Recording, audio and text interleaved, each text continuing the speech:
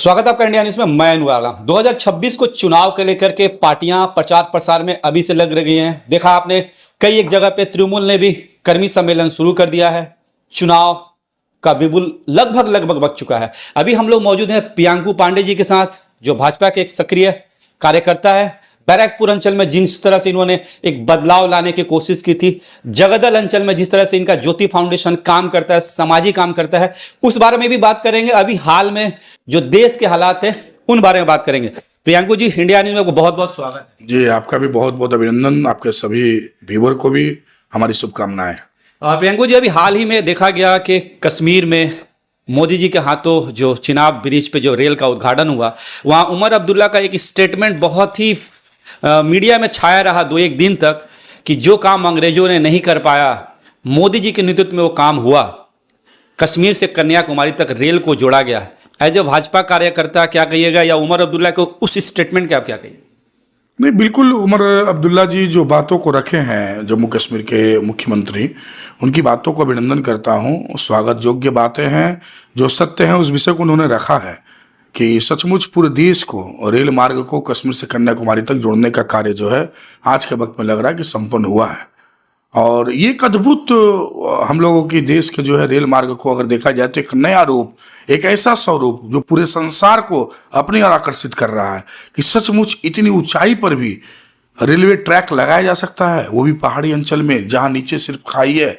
तो ये अद्भुत एक जो है रेलवे सरकार, रेलवे बोर्ड की तरफ से जो कार्य को किया गया और देश के प्रधानमंत्री यशस्वी नरेंद्र मोदी जी ने जो उसका उद्घाटन किया, तो धन्य है हमारे देश के आज के वक्त में पूरे साइंटिस्ट के सिस्टम, और जो हमारा देश विज्ञान की ओर इतना तेजी से अग्रसर हो रहा है।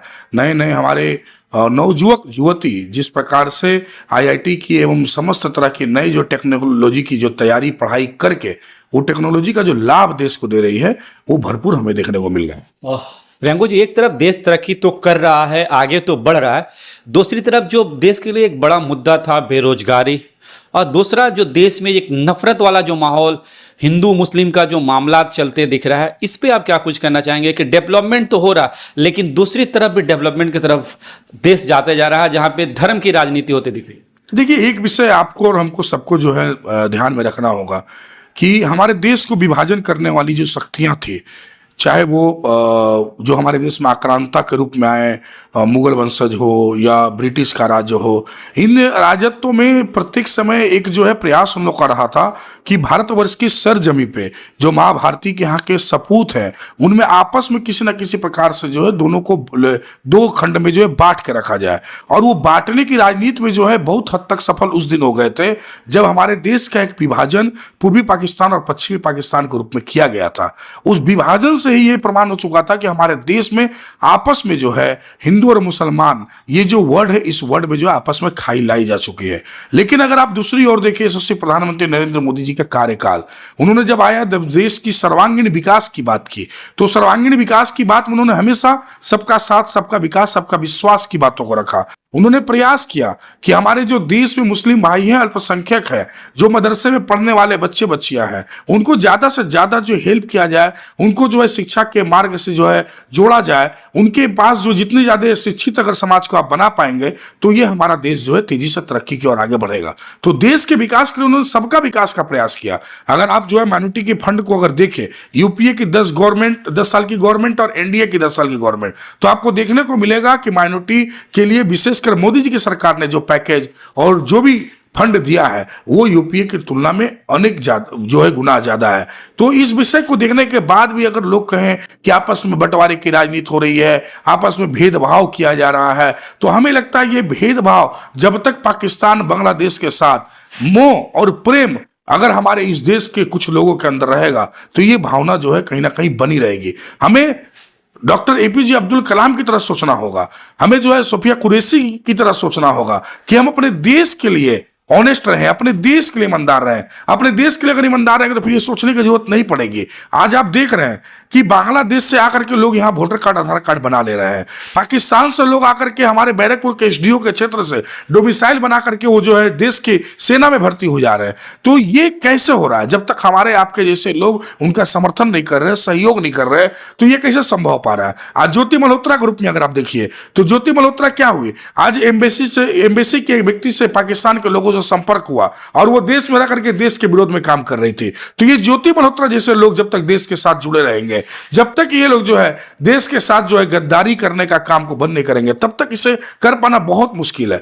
आप और हम सब लोग जानते हैं कि हम लोग हिंदुस्तान में रहने वाले लोग, हम लोग हमेशा हिंदुस्तान जिंदाबाद की बात करते हैं। लेकिन जैसे ही नॉर्मल अगर कहीं क्रिकेट का टूर्नामेंट अगर होता है, उस क्रिकेट में अगर पाकिस्तान के कोई अच्छा प्लेयर अगर खेलता है और वो छक्के लगाता है तो कहीं कहीं पटाखा छूटने लगता है। ऐसा क्यों होगा?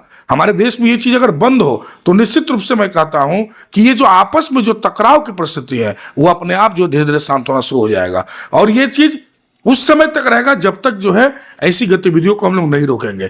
आज जम्मू कश्मीर के ही मुद्दे में, जहां पे पहलगाम में अटैक हुआ, कई लोगों ने कई तरह के मंतव्य रखे। आज पहलगाम में अगला मारने वाले लोग भी हमारे देश को जो बांटने का प्रयास किया। अगर इस विषय को अगर हम नहीं समझ पा रहे या नहीं जान पा रहे तो हम लोग बेवकूफी कर रहे हैं। वो आखिर मारने के वक्त में क्यों जो लोगों से पूछ रहा था हिंदू है कि नहीं, जब वो बोला कि नहीं हम हिंदू नहीं है तो उसका पेंट खुलवाया गया। इसका अर्थ क्या है? इसका अर्थ सिर्फ यही है कि बॉर्डर के उस पार से जो लोग भी आ रहे हैं वो भी चाहते हैं कि हमारे देश के अंदर जो है हिंदू मुसलमान के नाम पर लड़ाई हो। अगर इस विषय को भी हम नहीं समझ पा रहे हैं तो फिर इसको दबा पाना बहुत मुश्किल है। लेकिन मोदी जी की बात जहां की जाए, मोदी जी के पूरे संवाद को देखा जाए, मोदी जी के पूरे स्टेटमेंट को सुना जाए, मोदी जी ने पहलगाम की घटना का बाद जहां भी जिस बातों को रखा वहां एक ही बात बोले हैं कि धर्म पूछ पूछ करके लोगों को मारा गया, हिंदू को जान करके मारा गया। लेकिन कहीं भी उन्होंने मुसलमान के खिलाफ एक शब्द तक नहीं रखा ताकि देश में भावना, प्रेम जो है, आपस में सौहार्द बना रहे। उन्होंने कहीं भी एक जो है ऐसा स्टेटमेंट नहीं दिया। उल्टा अगर आप देखें तो विदेश में जहां अन्य अन्य देशों में जाने की बात हुई तो वहां पर भी जाने के विषय में उन्होंने सभी तरह के लोगों को उसके साथ जोड़ा, चाहे वो हिंदू हो, चाहे मुस्लिम हो, चाहे सिख हो, चाहे ईसाई हो, ताकि सब लोग जाकर के भारतवर्ष की बात को करें। तो आपस में मिलाने की बात, आपस में मिला करके चलने की बात आज मोदी जी कर रहे हैं। तभी उमर अब्दुल्ला भी जो है सच्चाई को सामने रख पा रहे हैं कि सचमुच हमारा देश जो है आज एक नए मार्ग में प्रशस्त हो रहा है। आज इकोनॉमिकल दृष्टिकोण से, शक्ति के दृष्टिकोण से आज हम लोग आगे बढ़ रहे हैं। आज विकसित देश, सचमुच जो है हमारा देश विकसित देश है और बहुत तेजी से विकास के मार्ग प्रशस्त हो रहा है। तभी इकोनॉमिकल पोजीशन में हम लोग का लगातार ग्राफ जो बढ़ता जा रहा है। प्रियंका जी, 2026 में सामने चुनाव है, पश्चिम बंगाल की सियासत भी उलटफेर होती दिख रही है। हम लोगों ने देखा है, कुछ दिनों से, बीते दिनों से देखा जा रहा है कि बीजेपी जो पश्चिम बंगाल में कहीं नहीं थोड़ी बहुत कमजोर भी होती दिख रही है। बड़े नेता दूरी बना रहे हैं, दिलीप घोष जैसे व्यक्ति भी देख रहे हैं पार्टी से कहीं ना कहीं दूरी इख्तियार करते दिख रहे हैं। क्या लगता है, क्या मामला हो सकता है? देखिए, ऐसा कुछ नहीं है। मुझे ऐसा फील होता है कि दिलीप घोष जैसे एक बड़े लीडरों के बारे में हमारे मुख से कुछ भी कहना उचित नहीं है। लेकिन मैं इतना जरूर बोलूंगा, भारतीय जनता पार्टी के साथ बंगाल की जनता जो है पूर्ण रूप से समर्थन देने को तैयार है। यदि आप जो अभी आपने बोला हिंदू मुस्लिम का भेद वाला विषय, अगर ये हिंदू मुस्लिम के भेद को अगर जो विभेद कर दिया जाता तो तृणमूल कांग्रेस 2021 में चली गई होती। तृणमूल कांग्रेस को आज माइनॉरिटी भाई भी पसंद नहीं कर रहे हैं, लेकिन वो कहीं ना कहीं भारतीय जनता पार्टी के कारण तृणमूल कांग्रेस को वोट देने के लिए मजबूर हो रहे हैं। और इसी कारण कहीं ना कहीं जो सरकार थोड़ी बहुत टिक भी गई है, नहीं तो ये सत्ता रहने वाली नहीं है। आम जनता का तृणमूल कांग्रेस के ऊपर विश्वास नहीं है।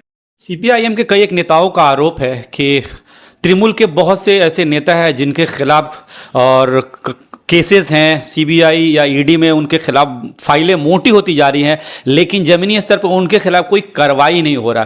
कहीं ना कहीं दीदी और दादा एक हैं, एक बड़ा इल्जाम लगा रही हैं कई एक सीपीआईएम के लीडर। इस पे आप क्या कुछ कहेंगे? नहीं, ये तो जानबूझ करके ये सीपीएम के लोग बोल रहे हैं। उनका प्रयास है कि ये विषय को बोल के माइनॉरिटी के कुछ वोटों को अपनी ओर टाना जाए, बट इट इज इम्पॉसिबल। मुझे नहीं लगता है कि माइनॉरिटी के वोट तृणमूल कांग्रेस को छोड़कर कहीं वोट देने जा रहे हैं। सीपीएम का ये प्रयास है, वो प्रयास के तहत कर रहे हैं। सचमुच अगर बंगाल में अगर किसी के साथ, किसी की सत्ता के साथ विपक्षी की किसी की लड़ाई है तो भाजपा वर्सेस टीएमसी है। और इस बार आम जनता भाजपा के साथ जुड़ रही है। आम जनता का विश्वास, इंटेलेक्चुअल फैमिली, अच्छे अच्छे पढ़े लिखे घर के लोग भी अब बोल रहे हैं कि नहीं, अब तृणमूल सरकार को रहना सही नहीं है, नहीं तो बंगाल धीरे धीरे धक्का खा रहा है। और ये सत्य है, ये आप भी देख सकते हैं, ये कोई बोलने की बात नहीं, राजनीति की बात नहीं। राजनीति से हट के अगर आप देखें तो एक समय पूरे भारतवर्ष के लोग रोजगार के लिए पश्चिम बंगाल आया करते थे, आज पश्चिम बंगाल के लोगों को रोजगार के लिए दूसरे राज्य में जाना पड़ रहा है। ये सत्य परिस्थिति को, सच्चाई को आप और हम सब देख रहे हैं। लेकिन ममता बनर्जी की सरकार में तो कई एक डेवलपमेंट हुए हैं जिसकी तारीफ की जा सकती है। नहीं, डेवलपमेंट की बात आप कहाँ से करेंगे? जहां आप कर्ज में डूबते जा रहे हैं वो डेवलपमेंट की बात करेंगे? जहां बड़े बड़े व्यवसायी आपके यहाँ पे बिजनेस बंद करके जा रहे हैं वहां डेवलपमेंट की बात करेंगे? हमारा सॉल्ट लेक का 5 सेक्टर जिसको बोला जाता था कि पूरा जो है बिजनेस का हब है, उसके बाद जो टेक्नोलॉजी का जो एक बड़ा सेंटर ऑफिस है, वहां जाइए तो देखिए बड़ी बड़ी ऑफिसें खाली पड़ी है। वो ऑफिस आज के डेट में खाली मिल रहा है, रेंट पे ऑफिस पड़ा हुआ, लेने वाला कोई नहीं है। तो ये जो दुर्भाग्यजनक स्थिति, और लोग पलायन क्यों कर रहे हैं? आज 1 करोड़ से ज्यादा बंगाली जो है दूसरे राज्य में जाकर काम कर रहे हैं। इसका मतलब है निश्चित रूप से बंगाल पीछे की ओर धक्का खा रहा है। वास्तविकता को हमें और आपको मानना होगा। वास्तविकता को ना आप झुठला सकते हैं ना मैं झुठला सकता हूं। क्या भाजपा नाकाम होती नहीं दिख रही है कि पश्चिम बंगाल में ऐसे इंडस्ट्री या एम्प्लॉयमेंट बढ़ाया नहीं जा रहा? ये तो सेंट्रल गवर्नमेंट की भी तो एक सोच होनी चाहिए। नहीं, सेंट्रल गवर्नमेंट की सोच होती है देश में फैक्ट्री लगाने की। राज्य सरकार कितना ज़्यादा प्रीफर करता है वो राज्य सरकार का मैटर है। इंडस्ट्री लगाने में कहीं ना कहीं राज्य सरकार फेलुअर है। बिजनेस सबमिट होते रहता है, बिजनेस सबमिट से कोई रिजल्ट नहीं होता है। आज भी कोई एक फैक्ट्री बता दीजिए जो बिजनेस सबमिट के द्वारा कहीं से आई हो, एक्चुअली वो आएगी भी नहीं। देखिए इसका रीजन भी है, क्योंकि ये तृणमूल कांग्रेस का उत्थान, तृणमूल कांग्रेस का सरकार का आगमन ही इंडस्ट्री के अगेंस्ट में हुआ था। ये फैक्ट्री बंद करवा के ये सरकार आई थी। भाजपा स्थित जो राज्य सरकारें हैं वहां पे सेंट्रल से मदद मिल जाती है, लेकिन जहां पे भाजपा माने डबल इंजन की सरकार नहीं है, कहीं ना कहीं आरोप, अपोजिशन के भी आरोप है कि उन्हें नजरअंदाज किया जाता है, उनके साथ पार्शियलिटी। नहीं, ऐसा कुछ भी नहीं है। ये जो आप सोच रहे हैं गलत है। आज नीति आयोग की बैठक होती है, दीदी नहीं जाती है। अगर आप जाएंगे नहीं, आप बात करेंगे नहीं, आप अपने हिसाब को नहीं देंगे, 2 लाख करोड़ से ज्यादा का हिसाब जो है पश्चिम बंगाल सरकार नहीं दे पा रही है। इंडस्ट्री लगाने की जहां बात है, इंडस्ट्री लगाने की पॉलिसी राज्य सरकार तैयार करेगी। और कभी भी सेंट्रल गवर्नमेंट अपने तरफ से जो किसी प्रकार का जो कहीं फैक्ट्री लगाने से लेकर के कोई भी डेवलपमेंट पीछे नहीं हटती है। आज पश्चिम बंगाल सरकार को बारंबार जो है सेंटर बोलता है कि यहाँ पे जितने भी कच्चे घर है उसको पक्का मकान बनाइए, लेकिन बंगाल सरकार वो भी जो है सही से एविडेंस के साथ जो इसका डॉक्यूमेंट्स देने के लिए तैयार नहीं है। वो देना नहीं चाहती, वो करना नहीं चाहती। आप कैसे कर सकते हैं? अरे छोड़िए लोगों के डेवलपमेंट की बात, देश की जहां सुरक्षा की बात होती है, वो फेंसिंग का काम भी दीदी जो है नहीं होने दे रही थी इतने लंबे समय से कि हमारा बॉर्डर असुरक्षित है, वो भी उनको नहीं दिख रहा था। ममता बनर्जी जी सचमुच अगर बोला जाए तो सिर्फ और सिर्फ अपने जीवन भर सत्ता जीने के लिए उनको जैसे तैसे करके सरकार चलाने की इच्छा है, और वही वो कर रही है आज के वक्त में, कि किसी तरह हम रह जाए। बाकी कितने पीछे जो है राज्य चला जाए या डूब जाए, बर्बाद हो जाए, यहाँ का लोग भूखे मर जाए, उनको उससे कोई मतलब नहीं है। आज आप बताइए ना कि आप जो है सिर्फ 1000 रुपये लक्ष्मी भंडार से क्या लोगों का जीवन जी सकते हैं? ये जिला सकते हैं? आप रोजगार नहीं दे पा रहे हैं, आज पढ़ाई की व्यवस्था नहीं कर पा रही है। नहीं, आप अगर कोई भी राज्य में, किसी भी राज्य में चले जाइए तो आज हाँ मध्य प्रदेश में बताइए, मध्य प्रदेश में जो है सबसे ज्यादा जो है खेती होता है। आज अनाज सबसे ज्यादा सस्ता वहाँ है। आज वहाँ के मध्य प्रदेश को ऑलवेज जो अनाज का भंडार कहा जाता है। आज मध्य प्रदेश डेवलपमेंट की ओर अग्रसर है। मध्य प्रदेश आप जाइए किसी भी शहर में, आप देख के बोल देंगे भाई ये छोटा शहर इतना बड़ा शहर कैसे डेवलप हो गया? तो छोटे छोटे शहरों को भी बड़े शहर में तब्दील करना, वहां पे जो है विकास के मार्ग पे उस अंचल को जो परिवर्तित करना, ये भारतीय जनता पार्टी का जो है काम रहा है, वो करते जा रही है। कहीं भी बीजेपी जो है कार्य के मामले में पीछे नहीं हटती है। लेकिन तृणमूल कांग्रेस में दिक्कत क्या है कि तृणमूल कांग्रेस की जैसे ही बात पूरे देश में होती है तो लोगों को दिखता है कि राजनीति, तृणमूल कांग्रेस मतलब पैसा। तृणमूल कांग्रेस का कैरेक्टर एक नए रूप में आ गया है। तृणमूल कांग्रेस का कैरेक्टर पूरे देश के लोग छोड़े बंगाल के लोग भी बोलते हैं तृणमूल कांग्रेस राजनीति मतलब पैसा, मनी। लोग 2010 से 11 के बाद तृणमूल कांग्रेस के लीडरों का ग्राफ देखे हैं, यहाँ कार्यकर्ताओं ग्राफ देखे हैं, कैसे राजनीति से कैसे लोग जो है कितने से कितने जो है कोटिपति बन जाते हैं, ये लोग काउंट कर रहे हैं। तो एक राजनीति का भी जो नजरिया जो है तृणमूल कांग्रेस ने बदल दिया, जहां राजनीति को एक संघर्ष करने के लिए, एक सिस्टम के लिए, एक विचार के लिए, एक संघर्ष करने के लिए जो है प्लेटफॉर्म के रूप में चयन करती थी, जनता का सेवा के लिए मूल केंद्र हुआ करता था राजनीति। आज वो राजनीति सिर्फ और सिर्फ जो तृणमूल के दृष्टिकोण से पैसा बनाने का जो है जगह रह गया है और कुछ भी नहीं है। जितने भी प्रकार की दुर्नीति आज तक पूरे देश में नहीं हुई, उससे ज्यादा दुर्नीति अकेला पश्चिम बंगाल में हुआ है। तो ये आप अनुब्रत मंडल जी का स्टेटमेंट सुनिए। ओपन जो है पुलिस प्रशासन के घर वाले को, उनकी वाइफ को, जिस बंगाल में मातृशक्ति को हम पूजते हैं, माताओं का सबसे ज्यादा सम्मान करते हैं, सबसे ज्यादा माताओं का यहाँ पूजा होता है, उस धरती पे, उस मिट्टी पे वही मातृशक्ति को इस तरह से अपमान किया जा रहा है। एक्शन लेते हो, कहा भाई एक्शन कहाँ, आज तक गिरफ्तारी नहीं हुई, माफी मांग, आज तक कहाँ गिरफ्तारी हुई। डॉक्टर श्यामा प्रसाद मुखर्जी जी एक देश में जो है एक विधान एक निशान के लिए लड़ाई की है, एक प्रधान एक विधान एक निशान की लड़ाई की है। आज आप बताइए तो बंगाल में कहाँ एक विधान चल रहा है, आप कहाँ एक विधान है? जो विरोधी है उसके लिए अलग जो है रूल कानून है, जो सत्ता में है उसके लिए अलग रूल कानून है, जनरल लोग के लिए अलग रूल कानून है। रूल कानून कहाँ एक चल रहा है? सेंट्रल गवर्नमेंट का अनुब्रतो मंडल को गिरफ्तारी नहीं होती है, और वही पुलिस का जो जबरदस्ती जो है उसका फोन ले लिया था। अनुब्रतो मंडल का फोन क्यों नहीं लिया गया पहले? ये प्रश्न तो करना चाहिए ना, ये क्या चल रहा है? देखिए जो सच है उसको स्वीकार करना होगा। राजनीति के भी बाद हम लोग इंसान हैं, और आम इंसान अंततः जब रात में जो है अकेले होता है और आईने के पास खड़ा होता है तो वो अपनी सच्चाई को समझ सकता है। तो सच्चाई को समझे। मैं बार बार बोल रहा हूं कि आज बंगाल में माइनॉरिटी भाइयों की मजबूरी है, वो भाजपा के साथ नहीं जा सकते। उनके मस्तिष्क में ये बैठा हुआ है कि भाजपा उनके लिए सही नहीं है, इसलिए कुछ काम नहीं करती है भाजपा। नहीं, काम का मुद्दा ही नहीं है, यह काम का मुद्दा ही नहीं है। मैं तो साफ बोल रहा हूं, व्यक्तिगत एक मुद्दा है कि भाजपा हमारी विरोधी विचारधारा की है और भाजपा में जा नहीं सकते, उसका लाभ तृणमूल को मिल रहा है, वही लाभ लेकर तृणमूल यहां पर रह रही है। और कुछ है ही नहीं तृणमूल कांग्रेस में, टीएमसी में कुछ भी नहीं है। तृणमूल कांग्रेस को वोट देने के लिए माइनॉरिटी भाई चाहते भी नहीं, उनकी मजबूरी हो दे रहा है। कई हमारे मित्र बंधु हैं जिनसे मेरा व्यक्तिगत लगाव है, वो लोग बोलते हैं कि भाई ऑप्शन हम लोग के पास नहीं है, हम लोग करें तो क्या करें। इसी बहाने दीदी चल रही है जितेंद्र। चलिए बहुत बहुत शुक्रिया जी सर। ये थे प्रियंकू पांडे जी जिनसे हम लोग बात कर रहे थे। आप इनकी बातों से कितना इत्तेफाक रखते हैं कमेंट बॉक्स में जरूर बताइएगा। आने वाला वक्त में जब चुनाव करीब आएगा फिर हम इनके पास आएंगे, इनकी बातें अपने चैनल के माध्यम से पहुंचाने की कोशिश करेंगे।